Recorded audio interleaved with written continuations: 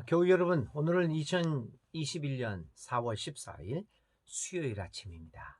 오늘도 하나님의 은혜 가운데서 새로운 하루를 시작하고 있습니다. 행복하고 건강한 하루가 될 수 있기를 간절히 기원드립니다. 기도하겠습니다. 하나님 아버지 감사합니다. 오늘도 여전히 우리에게 새로운 하루를 허락하여 주셨음을 감사합니다. 비록 어렵고 힘든 우리의 삶이 계속된다고 할지라도 하나님 용기를 가지고 주님과 동행하면서 오늘 수요일 아침, 수요일 하루도 힘차게 열어가는 우리들 되게 하여 주시옵소서. 예수님의 이름으로 간절히 기도를 드립니다. 아멘. 네, 오늘 우리가 읽을 하나님의 말씀은 사무엘상 28장 1절부터 25절까지에 있는 말씀입니다. 그런데 우리가 오늘 이 아침에는 1절부터 5절까지 있는 말씀만 읽도록 하겠습니다. 그리고 또 우리가 오늘 하나님께 드릴 찬양은 찬송가는 278장 여러 해 동안 주 떠나, 이 찬송을 또 여러분들 시간 나는 대로 예배 시간을 통하여, 여러분의 기도 시간을 통하여 찬송 부르시기 바랍니다. 사무엘상 28장 1절부터 5절까지 있는 말씀을 제가 1절부터 2절, 1절과 2절 짧은 말씀만 읽도록 하겠습니다. 그럴 즈음에 블레셋 사람이 이스라엘에 쳐들어가려고 모든 부대를 집결시켰다. 그러자 아기스가 다윗에게 말하였다. 귀관이 나와 함께 출정하여야 한다는 것을 알고 있을 줄 아오. 귀관은 부하들을 거느리고 직접 출정하시오. 다윗이 아기스에게 대답하였다. 그렇게 하겠습니다. 이 종이 무엇을 할 수 있는지 임금님이 아시게 될 것입니다. 아기스가 다윗에게 말하였다. 좋소. 귀관을 나의 종신 경호 대장으로 삼겠소. 아멘. 오늘 1절과 2절에 있는 말씀을 읽었지만 또 1절과 2절 그리고 3절부터 마지막 장까지 있는 말씀도 또 중요합니다. 여러분들 또 오늘 하루 종일 살면서 지내시면서 3절부터 25절까지 있는 말씀도 한번 읽어보시기 부탁드립니다. 자, 오늘의 말씀을 생각해 봅니다. 사무엘상 28장은 블레셋 사람들이 이스라엘과 전쟁을 준비하는 장면으로 시작하고 있습니다. 그리고 곤란한 일이 발생합니다. 아기스 왕이 다윗에게 이스라엘을 침략하는 전쟁에 참여하도록 요구하고 있습니다. 위기가 아닙니까? 이 다윗이 자기의 동족을 대항하여 싸우는 전쟁에 참여하지 않을 수 없는 입장에 처하게 됐습니다. 자, 이것을 어떻게 다윗은 해결할 것인가? 이러한 문제가 이제 다윗에게 발생합니다. 이게 1절과 2절입니다. 그런데 오늘 28장 1절과 2절에서는 그 다윗의 곤란한 처지를 설명하고 있는데 계속해서 그 이야기가 이어질 것 같은데 3절에는 느닷없이 다른 이야기가 나타납니다. 그래서 사실 오늘 28장 1절과 2절은 오늘 읽을 이 말씀은 29장으로 연결되어지는 말씀입니다. 28장은 오히려 사울이 어떤 상황에 처해 있는가라고 하는 사울에 대한 이야기가 주를 이루고 있습니다. 그럼에도 불구하고 오늘 저는 1절과 2절을 통해서 다윗의 곤란한 처지를 언급하고 또 거기에 대해서 잠깐 언급한 후에 사울에 대하여 조금 더 말씀드리면서 오늘의 말씀을 생각하려고 합니다. 자, 사울이 이제 이 아기스 왕이 이스라엘과 싸우게 되었습니다. 다윗도 곤란해졌지만 사울도 곤란해졌습니다. 사울은 자신들보다 군사력이 월등한 블레셋과의 전쟁을 어떤 방식으로 수행해 나갈 수 있겠습니까? 그가 이스라엘의 왕으로서 그리고 이스라엘 군대의 최고 지휘자로서 이스라엘 민족의 미래를 좌우할 수 있는 오늘 블레셋과의 전쟁을, 이 국가적 위기를 어떻게 타개해 나갈 수 있는가? 아주 중요한 역사의 기로에 서 있게 됩니다. 자, 이 두 가지 이야기가 오늘 사무엘상 28장에 나타납니다. 먼저 1절과 2절에 있는 말씀을 잠깐 생각해 봅니다. 아기스 왕은 다윗을 신뢰하고 있었습니다. 왜냐하면 다윗이 그 27장에서 다른 뭐 아말렉 족속 이런 데를 공격하면서도 자기는 이스라엘 사람을 공격하고 있다, 이렇게 거짓 보고를 하면서 다윗은 아기스 왕의 신뢰를 얻게 되었습니다. 그가 늘 이스라엘 민족을 공격하였다고 하는 거짓 보고를 올린 까닭에 그렇게 되었습니다. 그래서 아기스는 왕은 다윗이 블레셋에 완전히 귀속된 사람으로 생각하고 있었습니다. 그만큼 다윗의 위장 전술은 완벽한 것이었습니다. 어쩌면 다윗은 인간적으로도 뛰어난 전략가였음에 틀림없습니다. 정치적 계산에 뛰어나고 정치적 판단이 월등한 아주 머리가 좋은 사람이었을 것으로 생각이 됩니다. 그런데 어찌하겠습니까? 인간의 이 수가 결국 자가당착에 이르게 되는 것을 누가 알았겠습니까? 인간의 술수는, 인간의 지략은 그만큼 한계가 있는 것이 아니겠습니까? 자신이 세운 계략이 완벽한 것으로 알아 안심하고 있었던 바로 그 순간, 그것이 비수가 되어 날카롭게 자신을 공격하고 자신을 곤경에 빠지게 만들 줄이야. 누가 알았겠습니까? 우리는 사무엘상 27장에서 다윗이 블레셋으로 망명을 가서 아기스 왕을 떠나 변방으로 갔던 사건, 또 아말렉 족속 등을 습격하고 이스라엘 민족을 전혀 건드리지 않으면서도 거짓 보고를 통하여 아기스 왕의 신임을 이끌어낸 다윗의 계략의 탁월성에 감탄을 연발하지 않았습니까? 그리고는 우리도 그런 뛰어난 전략가인 다윗처럼 머리가 똑똑해져서 나의 삶을 잘 이끌어 나갈 최고의 전략가가 되었으면 하는 마음이 우리 가운데 있지 않았습니까? 다윗의 뛰어난 머리를 우리 모두가 부러워하지 않았습니까? 그런데 그것이 결국은 다윗을 얽어매는 올무가 될 줄 그 누가 알았겠습니까? 결국 인간의 지혜로움이 하나님의 어리석음보다 못한 것이라는 성서의 가르침을 생각나게 합니다. 다윗은 이 위기를 어떻게 타개해 나갈 수 있을까요? 또다시 그는 탁월한 계략을 만들어낼 수 있을까요? 다윗의 이 이야기는 사무엘상 29장으로 연결되어집니다. 다음 날 또 우리가 살펴보겠습니다. 자, 이렇게 다윗의 공경에 처한 다윗, 그리고 우리에게 궁금증을 자아냅니다. 다윗은 또 어떠한 계략으로 이 위기를 극복할 수 있을까? 다윗은 그렇게 뛰어난 머리를 가지고 있을까? 우리는 다윗에게 기대를 하면서 잠시 그 다윗의 미래가 어떻게 될 것인가는 좀 접어두고 사울에게로 한번 돌아오겠습니다. 자, 사무엘상 28장은 이제 다윗의 이야기를 잠시 남겨두고 사울의 이야기로 돌아옵니다.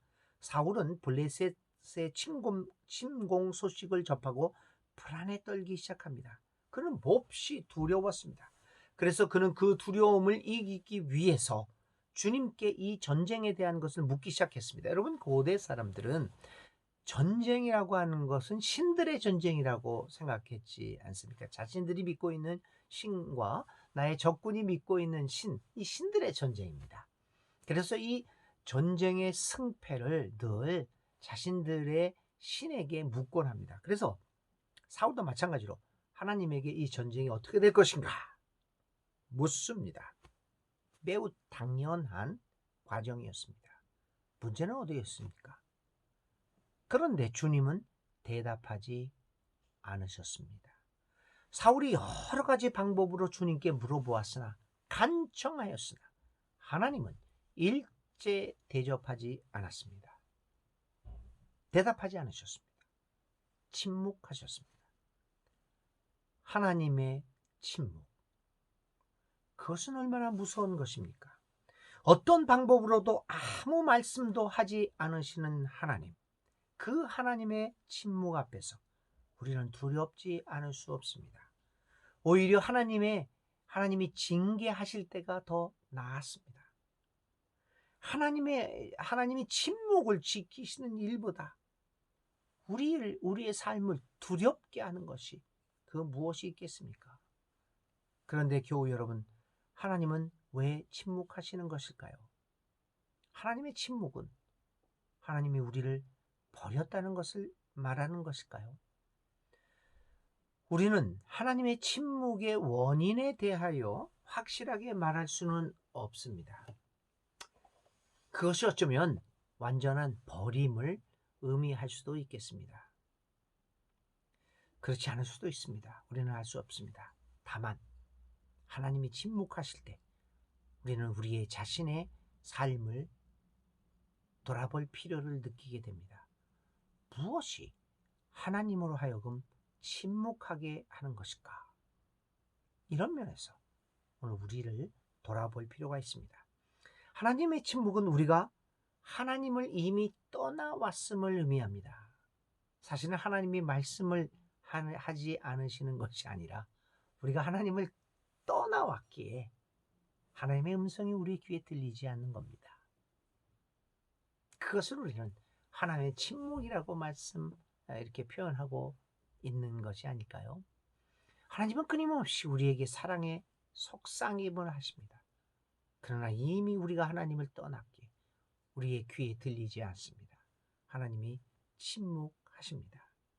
우리가 하나님이 침묵한다고 하는 것은 사실은 하나님이 우리를 버리신 것이 아니라 우리가 하나님을 버리고 떠나왔다는 것을 의미하고 있습니다. 우리의 하나님으로부터의 떠남, 하나님의 침묵, 이 두 가지는 연관성이 있습니다. 우리는 이 사실을 진지하게 성찰해 보아야 합니다. 그래서 가끔은 두려워지기도 합니다. 혹시 오늘 우리 한국교회를 향하여 그리고 나를 향하여 하나님이 침묵하고 계시는 것은 아닌지 하나님 앞에 우리의 삶을 다시 한번 살펴보게 됩니다.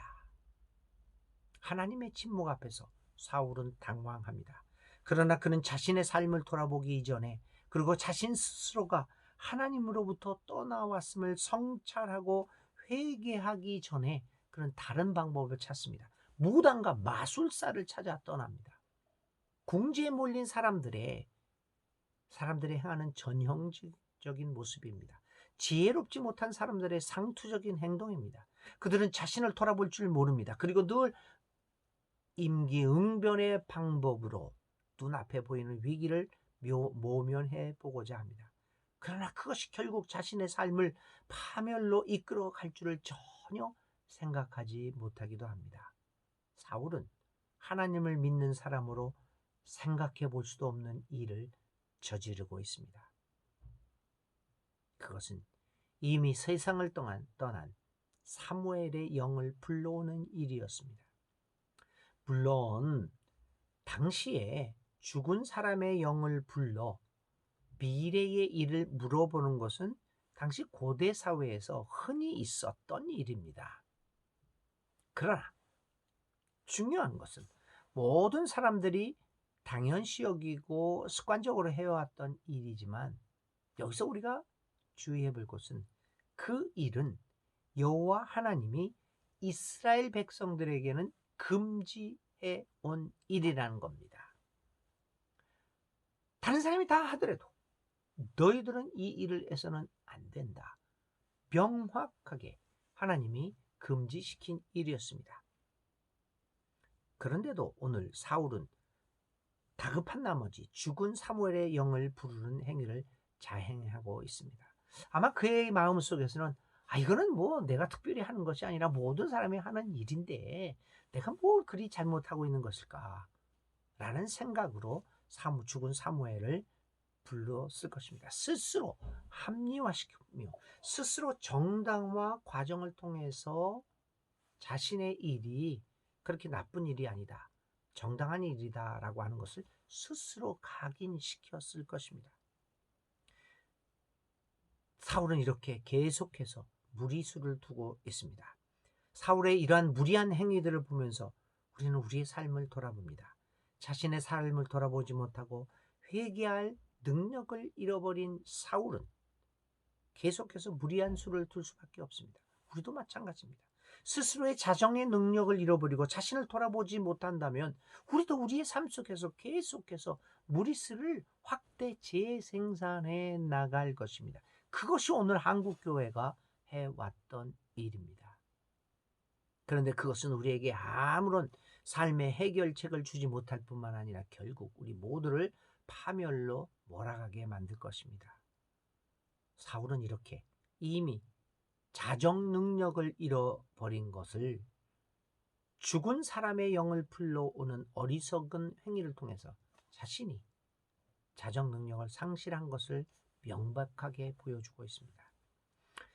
자, 어떻게 되었을까요? 무당에 의해 부름을 받은 사무엘의 영은 사울을 책망합니다. 그는 이렇게 말합니다. 16절입니다. 주님께서는 이미 당신에게서 떠나 당신의 원수가 되셨는데 나에게 더 묻는 이유가 무엇입니까? 여기에 하나님의 침묵의 원인이 극명하게 드러납니다. 주님께서 이미 당신에게 떠나갔다. 아니, 당신이 하나님으로부터 떠났다. 거기에 하나님의 침묵의 원인이 있음을 이야기하고 있습니다. 그렇습니다. 어떤 좋은 방법을 사용한다고 하더라도 그것은 이미 의미를 상실하고 있습니다. 하나님이 떠나셨는데, 아니, 내가 하나님을 떠나왔는데 무슨 더 좋은 방법이 생길 수 있단 말입니까? 사울은 문제의 원인을 제대로 파악하지 못하고 있습니다. 사울의 문제는 방법과 계략이 없어서가 아닙니다. 하나님의 부재가 문제입니다. 그의 삶에 더 이상 하나님이 현존하지 않고 있다는 것이 문제입니다. 하나님이 그를 떠났다는 것이 문제입니다. 아니, 그가 하나님을 떠났다는 것이 문제입니다. 하나님의 음성을 더 이상 들을 생각을 하지 않고 있다는 것이 문제입니다. 그런데도 사울은 전혀 깨닫지 못하고 있습니다. 문제의 원인의 핵심이 무엇인가를 제대로 파악하고 알고 있는 것은 문제 해결의 지름길이 아니겠습니까? 우리는 어디서 문제 해결을 찾아보려고 하는 것일까요? 사무엘은 사울을 책망합니다. 그리고 앞으로 사울의 왕권이 무너질 것이며 이스라엘 백성도 사울의 죄로 인하여 블레셋에게 점령당하는 어려움을 겪게 될 것을 예언합니다. 사무엘은 이러한 모든 불행한 일의 원인을 사울이 하나님께 순종하지 않았고 하나님으로부터 멀어졌다는 데에서 그 원인을 찾고 있습니다. 사무엘의 예언을 듣고 사울은 두려움에 빠져 그 자리에 쓰러지고 맙니다. 하나님이 떠난 사울에게 더 이상의 미래는 있을 수가 없습니다. 우리에게 있어서 가장 두려운 상황은 경제, 정치 혹은 군사적인 어려움이 아닙니다. 하나님의 침묵입니다. 하나님이 더 이상 우리와 함께 하지 않는다고 하는 하나님의 부재 상황이 가장 두려운 것이 아니겠습니까? 그런데도 오늘 우리는 두려워할 것을 두려워하지 않고 두려워하지 않아도 될 것을 두려워합니다. 오늘 우리 한국 교회들이 당면하고 있는 문제의 원인의 핵심은 바로 여기에 있습니다. 하나님을 떠났다는 데 있습니다. 오늘 우리 사회가 겪고 있는 여러 가지 어려움은 경제, 사회 혹은 정치, 군사적인 문제의 그 원인이 있는 것이 아닙니다. 문제는 우리 모두 하나님을 떠나 제각기 길로 갔다는 데 있습니다. 이제 문제를 해결하는 유일한 방법은 오직 하나님께로 돌아오는 것입니다. 우리의 길을 회개하고 하나님께로 돌아가야만 합니다. 그것만이 우리 모두가 살 수 있는 유일한 길입니다. 오늘 수요일 하나님께로 돌아가는 출발의 하루가 되었으면 좋겠습니다. 오늘 한국교회는 코로나19로 인하여 교회에 모이지 못하고 교인 수가 줄어들고 있다는 것을 두려워할 것이 아니라 우리가 지금까지 하나님만을 믿고 따르지 않았다는 것을 두려워해야 합니다. 그로 인하여 하나님이 우리와 함께 하지 않고 있다라고 하는 하나님의 부재 상황을 더욱 두려워해야 합니다. 교우 여러분, 하나님께로 돌아갑시다. 두려워해야 할 것을 진정 두려워하고, 두려워하지 않을 것은 두려워하지 않는 진정한 믿음의 삶을 살아가는 오늘 하루가 되시기를 주님의 이름으로 기도드립니다. 기도하겠습니다. 하나님 아버지, 감사합니다. 오늘 사울의 행동을 보면서 하나님의 침묵에 대하여 묵상해 보았습니다. 하나님, 내가 하나님을 떠나서 하나님의 음성이 더 이상 우리의 귀에 들리지 않는 이 상황을 두려워하게 하소서. 우리의 삶을 성찰하게 하소서. 그리하여 하나님께로 돌아오는 믿음의 결단을 하는 우리 모두가 되게 하옵소서. 예수님의 이름으로 간절히 기도를 드립니다. 아멘. 오늘의 화두라고 그럴까요? 오늘 마음속에 간직하고 머무를 말씀은 하나님의 침묵입니다. 하나님의 침묵. 오늘 나에게 하나님의 소리가 들려오는가? 이 하나님의 침묵이라는 단어를 가지고 오늘 하루를 묵상하면서 기도하면서 살아갈 수 있기를 바랍니다. 자, 오늘의 실천입니다. 하나님의 침묵을 경험한 적이 있습니까? 여러분들은 여러분의 삶에서? 만약 그렇다면 하나님의 그 침묵의 의미가 어떤 것이었는가라는 것을 돌아보고 우리 친구들과 교우들과 함께 나누어 보면 어떻겠습니까? 오늘 나에게 하나님의 음성이 들리는가? 오늘의 삶을 돌아보는 실천을 해 보시기를 바랍니다. 오늘 하루도 주님의 은혜 가운데서 건강하고 행복한 안전한 하루가 되시기를 간절히 기도드립니다. 그리고 오늘 수요일 또 저녁에는 요한복음으로 다시 만나서 하나님의 말씀을 함께 나누도록 하겠습니다.